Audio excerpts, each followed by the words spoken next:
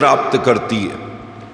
तो भगवान का निचोड़ है विचारों का, निष्कर्ष है, और वो निष्कर्ष यह है कि प्रायेण भक्ति योगेन सत्संगेन विनोद्धव नोपायो विद्यते सम्यं प्रायणम ही सतामहम।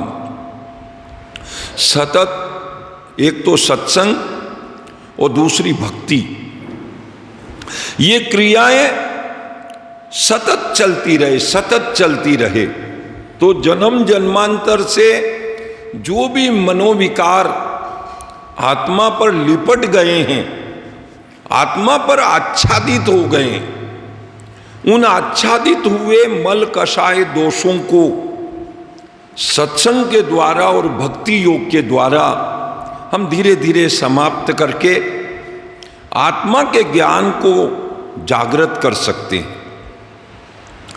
आखिरी वचन है ये 11वें स्कंद के 11वें अध्याय का आखिरी वचन, अंतिम वचन, पूरे अध्याय का सारांश 49वें श्लोक से पूर्व उन्होंने वर्णन किया।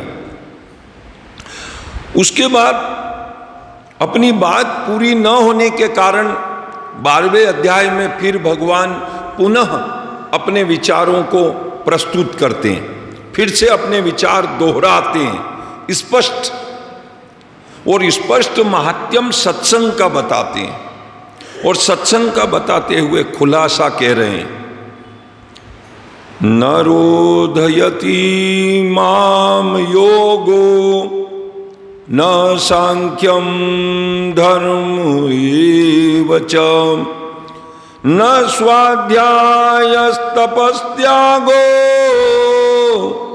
निष्ठापूर्ति न दक्षिणा व्रतानि यज्ञश्छन्दांसि तीर्थानि निमायमा यथा वरुन्दे सत्संगः सर्वसंगोपहोहि माम। जगत में जितनी आसक्तियां हैं, उन सारी आसक्तियों को ये सत्संग की जो विचारधारा है, ये ज्ञान की फटकार लपटें, ज्ञान की लपटें दे दे करके सारी आसक्तियों के मोह जाल को काट देगी। इसके लिए बार बार इस मन को सत्संग की धारा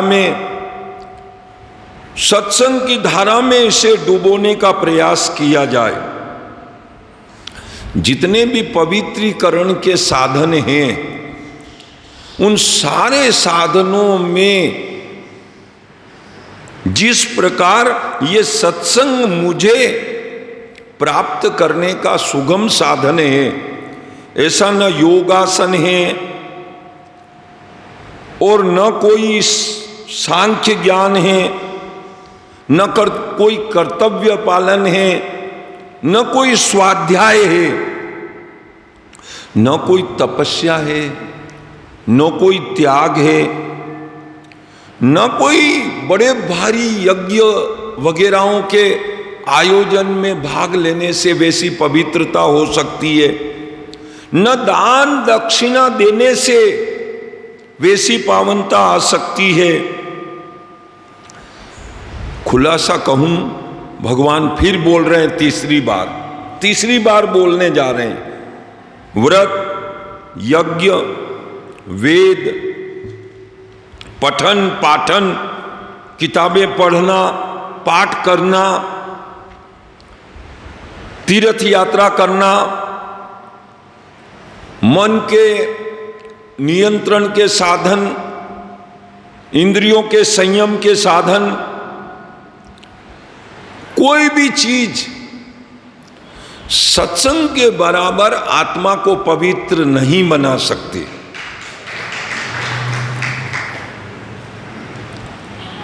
निष्पाप उद्धव जी, ये एक युग की बात नहीं है, सभी युगों में ये सत्संग की धारा पवित्र करने वाली है। एक है ज्ञान गंगा और एक है तरल गंगा। हिमालय से चली है गंगा, बंगाल के समुद्र में जाके मिली है। शरीर के पाप धोने के लिए गंगा जी के स्नान से बढ़कर के और कोई पुण्य साधन संसार में नहीं बना शरीर को पवित्र करने के लिए। और मन को पवित्र करना है तो सत्संग से बढ़िया साधन और कोई बना ही नहीं। ये ज्ञान गंगा है। ये गांव गली मोहल्ले बस्ती नगर समाज के बीच में भ्रमण करती रहती है ज्ञान गंगा। वो एक धारा टेढ़े मेढ़े रास्तों से गुजरती हुई समुद्र तक जाती है। वहां आपको जाके स्नान करना पड़ेगा। और ये जो सत्संग की धारा है ये तो घर बैठे भी मिल जाएगी। मुद मंगलमय संत समाजू जिमि जग जंगम तीरथ राजू राम भक्ति जहाँ सुर सरिधारा राम भक्ति जहाँ सुर सरिधारा सरसई ब्रह्म विचार प्रचारा विधि निषेधमय कलिमल हरणी कर्म कथा रविनंदन वरणी हरिहर कथा विराजति वेनी सुनत सकल मुद मंगल दयनी। भगवान की ये कथा त्रिपथ गामिनी है। शंकर भगवान की कथा सुनो तो भी पवित्र करेगी। हरि यानी नारायण विष्णु की कथा सुनो तो भी पवित्र करेगी। और किन्हीं भक्तों का चरित्र सुनो तो वो भी आपको पवित्र करेगा। कोई जरूरी नहीं कि भगवान की ही कथा सुनी जाए, भक्तों की भी कथा सुनी जाए तो भक्तों की कथा भी आपको ज्यादा पावनता देगी, क्योंकि जल्दी समझ में आ जाती है। ध्रुव जी की भक्ति, प्रहलाद की भक्ति, विभीषण की भक्ति तमाम जल्दी समझ में आने वाली है। विदुर जी की भक्ति, शबरी की भक्ति जल्दी समझ में आ जाती है। भगवान तो अनंत असीम अपार विराट नारायण है। उनके नाम, उनके कर्म, उनके कर्तव्य, उनके लीला चरित्र समझ में नहीं आते। संशय पैदा हो जाता है मन में। और भक्तों के चरित्र सरल चरित्र होते हैं, जल्दी समझ में आ जाते। तो भगवान से भी ज्यादा मुक्ति भक्ति भक्त के चरित्र देते हैं। और भगवान कह रहे हैं एक ही बात है, एक ही बात है। भक्त के चरित्र सुनो, भगवान शंकर के चरित्र सुनो, भगवान नारायण के चरित्र सुनो। हरिहर कथा विराजत वेनी सुनत श्रवण मुद मंगल देनी। जिसने मन लगा के कथा को सुना उसका हृदय में से अमंगल दूर हो जाएगा और मानस में मंगल विराजमान हो जाएगा। और हर युग में, सतयुग में, त्रेता में, द्वापर में, कलयुग में, हर युग में ये गंगा बह रही है। वो गंगा भी बह रही है, ये गंगा भी बह रही है। सत्संग पहले भी था, सत्संग बीच में भी था, सत्संग आगे भी रहेगा। मंदिर सतयुग में नहीं थे। हाँ साहब, पहला मंदिर भारत का बना था सोमनाथ का मंदिर। चंद्रमा को क्षय रोग हो गया था तो क्या करें महाराज, टीबी हो गई शरीर में, कैसे निरोग हो? तो उन्होंने कहा आप शंकर भगवान की पूजा करो। शंकर भगवान की पूजा करो और जलाशय के किनारे शंकर को पूजोगे तो ज्यादा फल मिलेगा घर में पूजने की बजाय। तो चंद्रमा ने समुद्र के तट पर प्रभास तीर्थ जिसे कहते हैं, वहां भगवान सोमनाथ की उन्होंने पूजा करी और सोमनाथ महादेव की स्थापना चंद्रमा के हाथ से। भगवान ने वरदान दिया, बेटा गलती तो भारी करी है तेने, माफ करने जैसी गलती नहीं है, पर मेरी भक्ति करी इसलिए जा 15 दिन क्षय होगा और 15 दिन वृद्धि को प्राप्त हो जाएगा। 15 दिन बीमार रहेगा, 15 दिन तंदुरुस्त रहेगा। भगवान भी कर्म दोष को भुगता करके फिर सजा माफ करते हैं। दूसरा मंदिर रामेश्वरम में राम ने स्थापित किया। भारत के दूसरे नंबर का मंदिर रामेश्वरम है। बाकी के मंदिर सब बाद में बने, पहले मंदिर की भक्ति नहीं थी। यज्ञ नारायण भी बलि राजा ने शुरू किया, बाद के राजाओं ने भी करना शुरू कर दिया, पृथु राजा ने भी यज्ञ करना शुरू कर दिया। पर ये जो कथा सत्संग है ये तो अनादिकाल से चल रहा है और ये घोर कलयुग में भी चलेगा सत्संग, ये बंद नहीं होगा।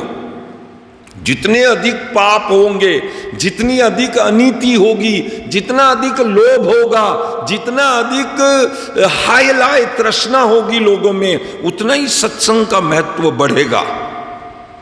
घोर अंधकार में भी उजाला चाहिए लोगों को। तो सत्संग का महत्व चारों युगों में भगवान कृष्ण कह रहे हैं समान रूप से रहा है। बड़ी गजब की बात भगवान बता रहे हैं। दे सत्संग नहीं सत्संगे नहीं देत्ये या तु धाम मृगा खगा गंधर्वा अप्सरसो नागा सिद्धाचारण गुह्यका। इस सत्संग के द्वारा दैत्य भी भक्ति कर सकते हैं, भक्तिवान बन सकते हैं। राक्षस स्वभाव है जिनका, वो भी सत्संग कर सकते हैं। पशु पक्षी भी सत्संग सुन सकते हैं अगर पूर्व जन्म के पुण्य उनके पास हों और कर्म के बंधन से वो पशु बन गए, पक्षी बन गए, तो वो भी कथा सुनते हैं। पूर्व जन्म का पुण्य के कारण बंधन में आ गए, लेकिन कथा तो सुन ही सकते हैं। नाम भले ही नहीं जप सकते हैं, कथा तो सुन सकते हैं। कागभूषुंड जी को भगवान राम मिले कौवे की काया में, और उन्होंने कहा मांग क्या चाहता है? बोले जिस कलेवर से मुझे भगवान मिले इसी कलेवर को मुझे स्थायी रहने दो, कौवा ही रहने दो मुझे, दुनिया मुझे कौवा ही कहे और मैं निरंतर राम की कथा कहूं और गाता रहूं, सुनता सुनाता रहूं, राम के रंग में रंगा रहूं। तो आप देखो पक्षी होते हुए पक्षियों में नीच कौवा कहलाता है, पर नीच होकर के भी उन्होंने भक्ति करी। और वो जिन्होंने प्राणों का अर्पण कर दिया धर्म के लिए, क्या नाम उनका? पक्षी राज जटायु। जब रावण हरण करके और ले जा रहा था जानकी को, और वो कुर्री की तरह विलाप कर रही थी, रुदन कर रही थी, और सारा जंगल गूंज रहा था। बड़े बड़े धर्मात्मा देख रहे थे, बड़े बड़े धर्मात्मा, ऋषि थे, मुनि थे, पवन आहारी थे, फलाहारी थे, दूधाधारी थे, हैं? कितने तरह के महात्मा थे। शीर्षासन वाले थे, पद्मासन वाले थे, स्टैंड खड़े रह करके तपस्या करने वाले थे। कोई मदद में नहीं आया। मरने के लिए तैयार कौन होवे? पराये आत्मा के हित के लिए। वो जटायु जो मांस भक्षण करने वाला था, जिसको घृणित और नीच पक्षी कहा गया है, हिंसक पक्षी कहा गया है, वो जटायु से नहीं रहा गया है। ये शरीर क्या काम आएगा? ये भक्ति नहीं कर सकता, ये माला नहीं फेर सकता, ये स्नान नहीं कर सकता, ये दान नहीं कर सकता, ये तप नहीं कर सकता, ये शरीर बलिदान हो सकता है। और वो जानता था कि अगर रावण के हाथों में मैं पड़ गया तो तलवार से मेरे अंग कट जाएंगे, लेकिन एक अच्छी मृत्यु हो जाएगी। जिंदगी भले ही अच्छी न रही, लेकिन मृत्यु सफल हो गई तो जीवन सफल हो गया। और आप सब जानते हैं कि जब राम कथा अपन सुनते हैं तो भगवान राम ने उस कटे फटे काया के रक्त रंजित शरीर को राम ने आकर के गोद से उठाया, गोद में लिटाया उसके मस्तक को, और गोद में लिटा करके क्या कहा उसे कि अचल करऊं तन राखूं प्राणा। जटायु जी आप कहो तो आपकी उम्र बढ़ा दूं, ये शरीर आपका आगे लंबा कर दूं। उन्होंने कहा भगवान आप कैसी बात कर रहे हो? एक तरफ तो आप कहते हो कि मैं बहुत न्यायकारी हूं, मैं भी कानून से बंधा हुआ हूं, और भाग्य विधाता लिखता है उस भाग्य में मैं फेरफार नहीं करता हूं। एक तरफ तो आप लोगों को ऐसा कहते हो कि भक्ति करो, भक्ति करना तुम्हारा फर्ज है, लेकिन तुम्हारी किस्मत नहीं बदलता हूं। एक तरफ तो ये कहते हो आप विश्व प्रधान कर्म करी राखा, विश्व प्रधान कर्म करी राखा, जो जस करई सो तस पल चाखा। ये कर्म प्रधान दुनिया है, जिसने जैसा करा है वो वैसा भरे। एक तरफ तो ये कह दिया आपने, और दूसरी तरफ आप कह रहे हो कि आप कहो तो मैं आपके लिए उम्र बढ़ा दूं। तो जो मेरे भाग्य में मौत लिखी है उसको मेट के क्या आप मेरी जिंदगी आगे बढ़ा सकते हो? राम ने कहा वो भी कर्मों के अधीन है।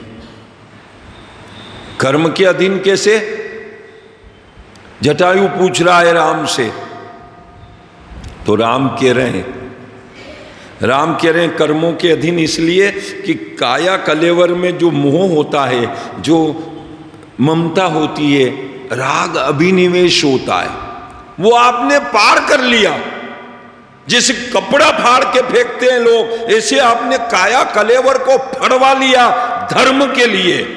इसलिए आप कर्मों के पार निकल गए, इसलिए आपको वरदान दिया जा सकता जो चाहो। फिर कह रहे हैं राम, परहित बस जिनके मन माही, तीन कहाँ जग दुर्लभ कछु नाही।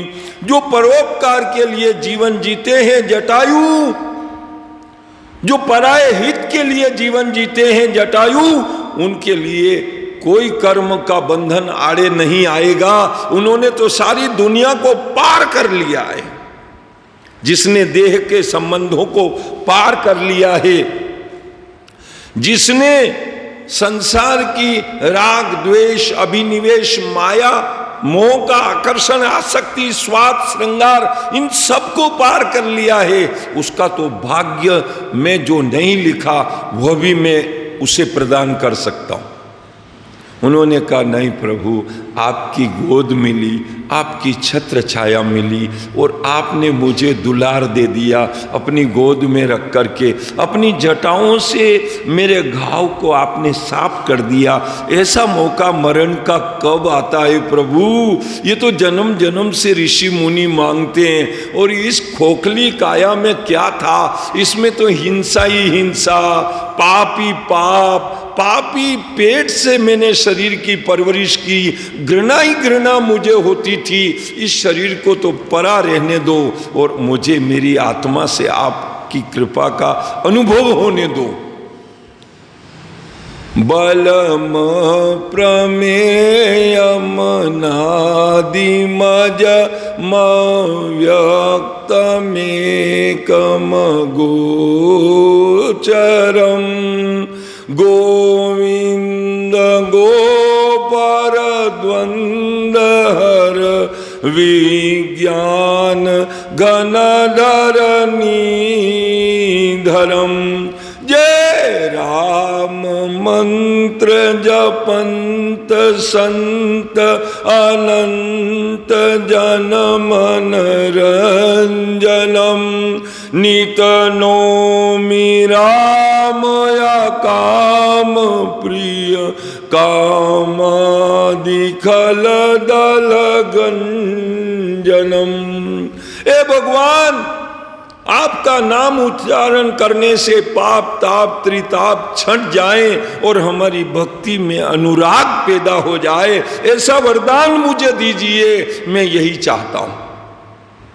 जटायु गीध है, आमिष भोगी है,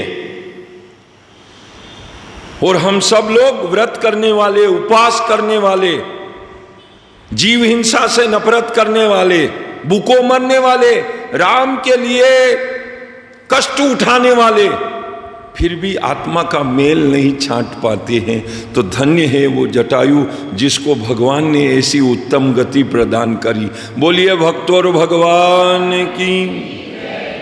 तो सत्संग का ये प्रभाव है कि कौवा भी उद्धार को प्राप्त हो गया।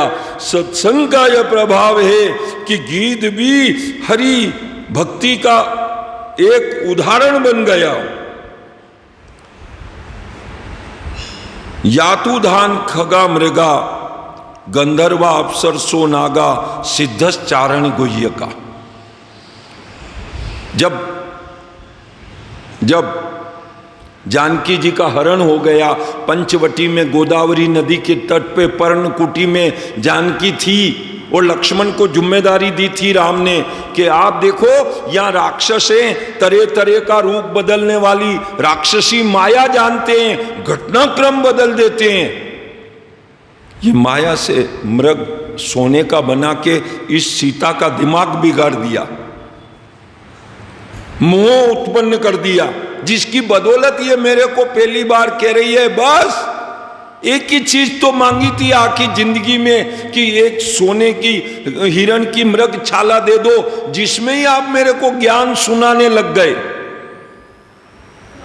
मजबूर होकर के मैं जा रहा हूं और मैं जानता हूं कि माया का मृग है, वो असली नहीं है, क्योंकि असली हो नहीं सकता है। सोने में जीव नहीं हो सकता और जिसमें जीव है वो सोना नहीं हो सकता, वो तो जड़ वस्तु है। पर इसका समय खराब है, भाग्य खराब है, ये प्रेरित कर रही है शब्दों से मेरे को, तो मेरे को जाना पड़ रहा है। मैं जाऊंगा, लेकिन लक्ष्मण तुम भूल मत करना, राक्षसी माया खतरनाक है, मैं जा रहा हूं इसके पीछे, हरिण के पीछे। और कथा कहती है कि बहुत दूर ले गया वो मारीच, क्योंकि वो तो माया से मृगा बना था ना, असली मृगा थोड़ी था। यहां वहां वहां वहां वहां वहां छलांगे मारता हुआ राम को खींच ले गया गहरे जंगल में।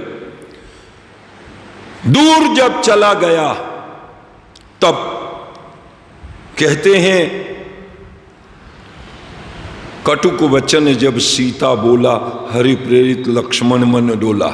एक और माया रची गई, बाण मारा राम ने उस दूर गए मृग को, तो वो तो मारीच बन के, लाश बन के और मरने आया। तो कहां आया? वापस इस कुटिया के पास। और उसने क्या करा? चालाकी मरते दम तक रखी। हा जानकी लक्ष्मण राम, यूं कह करके मरा। अब जानकी को कौन पुकारेगा? जिनके जीव में जानकी बसती है वो कौन है? वो राम है। राम पुकार रहे हैं कि हाँ जानकी लक्ष्मण राम। पहला प्रेम राम का जानकी है, दूसरा प्रेम भैया है लक्ष्मण, और तीसरा नाम उसने उद्धार के लिए राम का लिया। घबरा गई जानकी, हरि प्रेरित सीता मन डोला। सीता का मन घबरा गया, मेरे राम मेरे पति हरण मारने गए थे, कहीं मुसीबत में फंस गए, इसलिए संकट में बोल रहे हैं हाँ जानकी लक्ष्मण राम। जाओ जाओ देवर जी, आप जाओ। देवर जी कहे जाओ जाओ, राम को कभी कोई संकट हो सकता है? राम का नाम जपते हैं वही संकट में नहीं पड़ते हैं।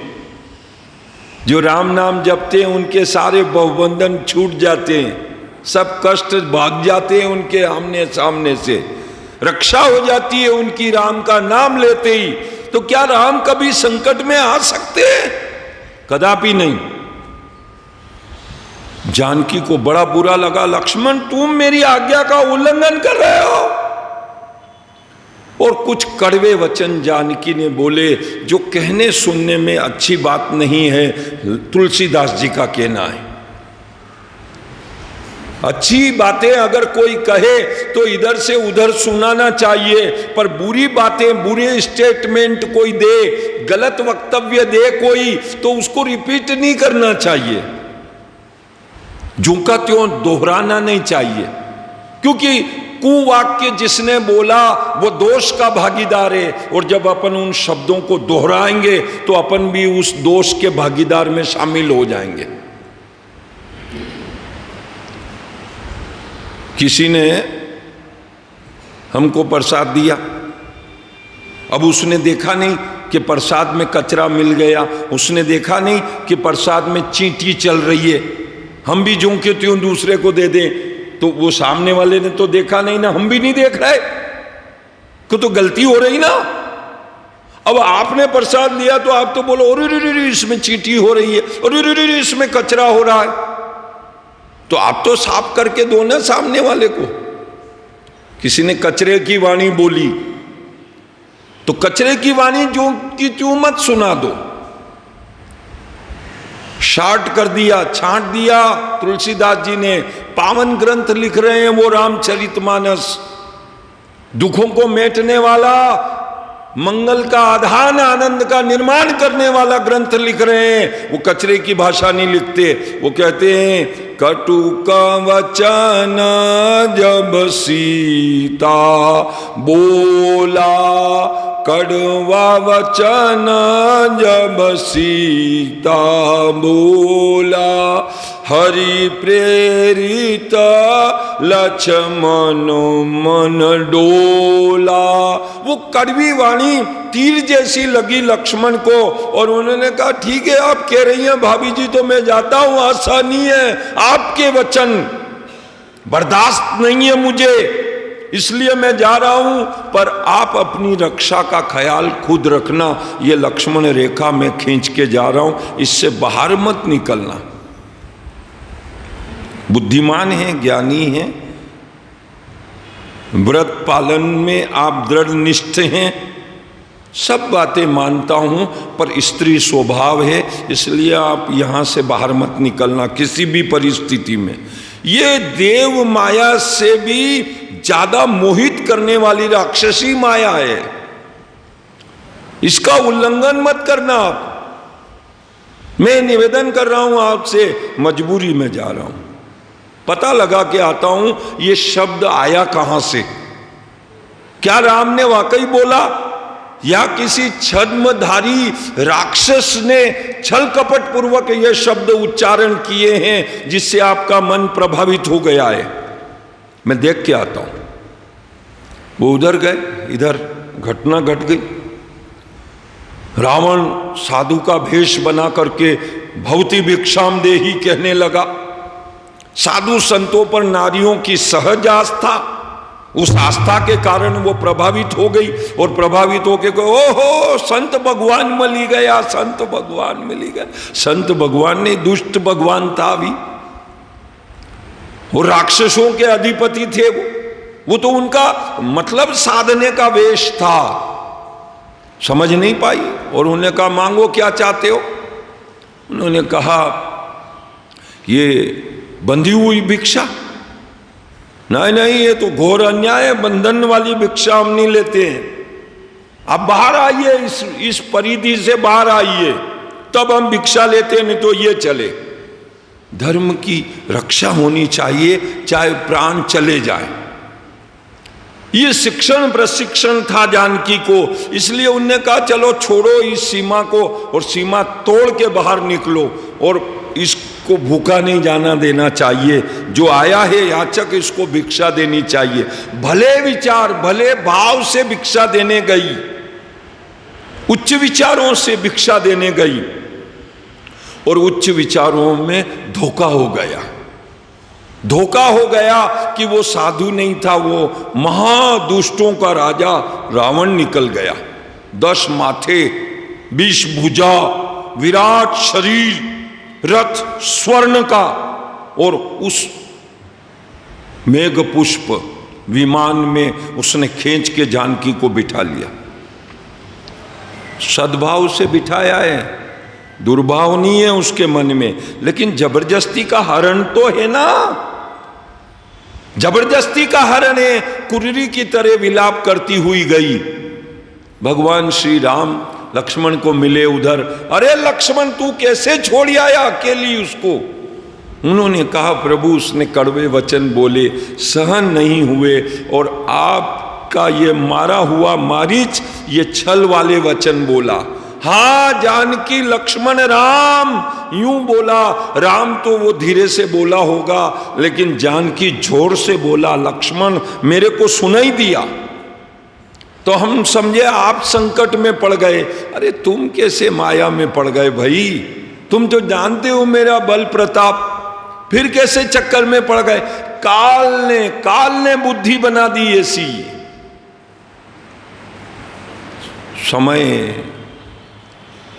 समय के नियामक जो लक्ष्मण है उनकी बुद्धि प्रभावित हो गई।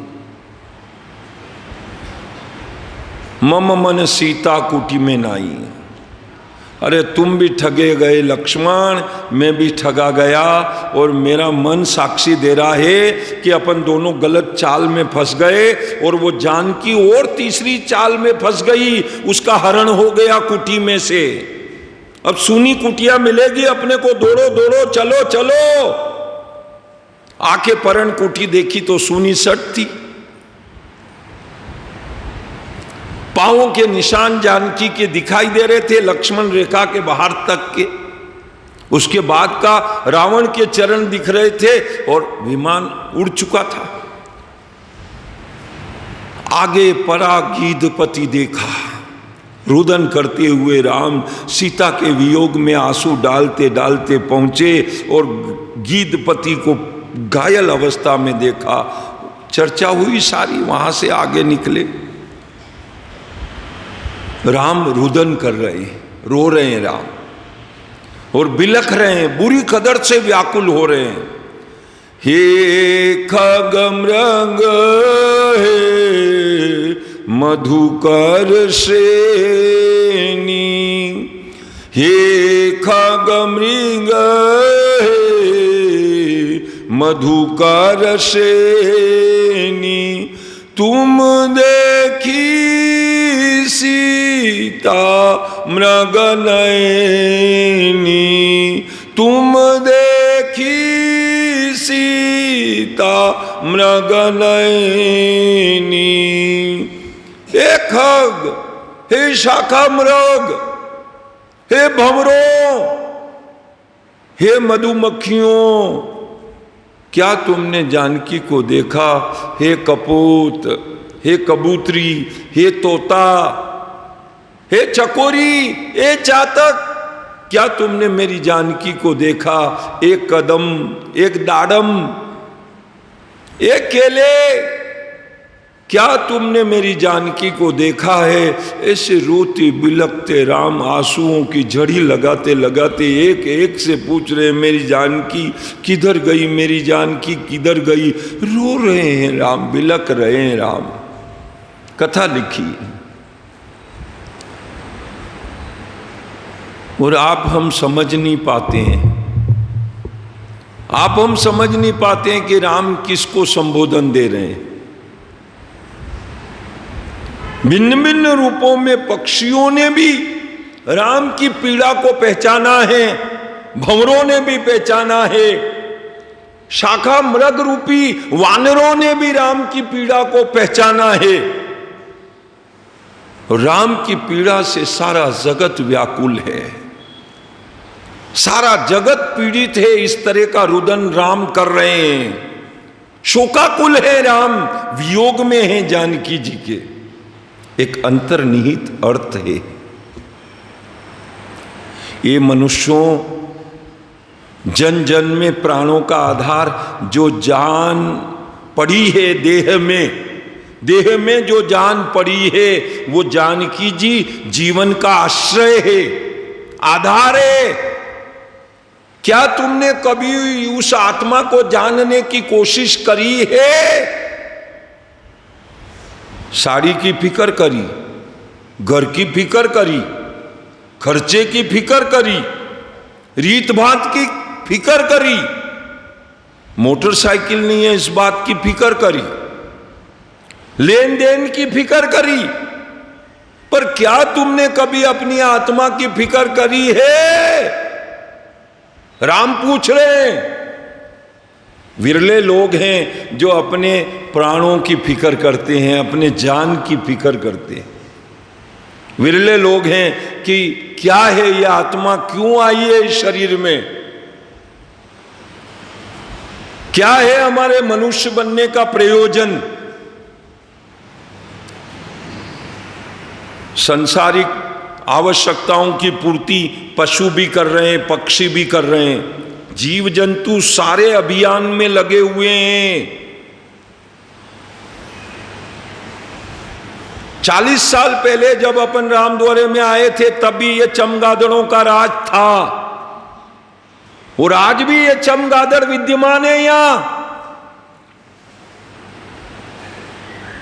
अपने मरने बाद भी कोई आएगा तो चमगादड़ों का वंश और परिवार चलता रहेगा।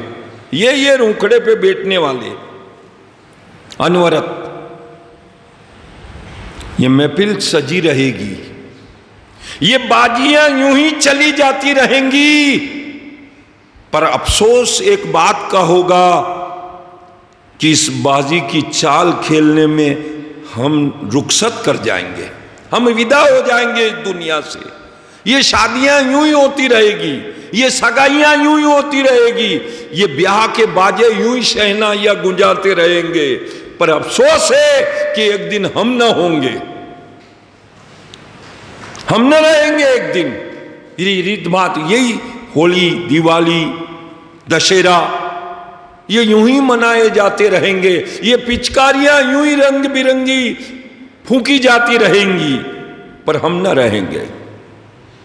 इससे पहले इस शरीर के भीतर विराजमान जो जानकी जी हैं उनका पता लगा लिया जाए, और उन जानकी जी को जो हम नहीं जानते, ऐसा अहंकारी रावण दबा के बैठा है, और सिर्फ वो अपनी मेघ गर्जना, मेघनाद के द्वारा सारे देव शासन को जीत रहा है। मतलब की बात सुनता है, ज्ञान की बात ये चित्त धारण नहीं करता है। ज्ञान गैर जरूरी है और स्वार्थ बहुत जरूरी है। आराम की बात बाती है, खाने की बात बाती है, इंद्रियों के सुख की बात भाती है मन को। पर जानकी जी को जो आजादी मिलनी चाहिए, हृदय की अशोक वाटिका में से निकाल करके सारी लंका की रोशनी की जगमगाहट में जिनकी झांकी निकाली जानी चाहिए, सवारी निकाली जानी चाहिए, फूल बरसाए जाने चाहिए, इत्र फुलेल के फवारे उड़ाए जाने चाहिए, जिनकी झांकी के ऊपर वो जानकी बिचारी सिकुड़ करके कृष्ण तनु शीश जटाए कवेनी जपत निरंतर रघुपति गुण श्रेणी। अंगूठे के ऊपर नजर रख रही है, आंसुओं की झड़ी लग रही है। कैसा तो उसका नहाना, कैसा उसका खाना, क्या उसका पहनना और क्या उसका ओढ़ना। एक जिंदा लाश बनी बैठी है। रावण तलवार का डर दिखाता है उसको, और उस तलवार के डर को तृणधरी ओट कहती वे देही, सुमरी अवधपति परम सनी। भगवान रघुनाथ का स्मरण जानकी जी करती है और एक तिनके को उठा करके संबोधन रावण को बिना देखे कहती है, तृणधरोट कहती वे देही, सुमर अवधपति परम सनेही। रघुनाथ का हृदय में स्मरण करके रावण को ललकार के जवाब देती है। कभी जुगनू के उजाले से सूर्य का उजाला महसूस किया जा सकता है क्या रावण? कभी नहीं। ये कमलनी राम की प्राप्ति से ही खिलेगी, दूसरे किसी उपाय से नहीं खिलेगी। चाहे जितनी धमकियां दे दे और कल काटता हो इस शरीर को, अभी काट डाल इसको, मैं जलाना चाहती हूं इस देह को, लेकिन अग्नि नहीं मिल रही है मुझे। तेरे से पहले मरने को तैयार हूं मैं, जीना नहीं चाहती, मरना चाहती हूं। किसके वियोग में? वो बिछुड़ गए मेरे राम, उनके वियोग में।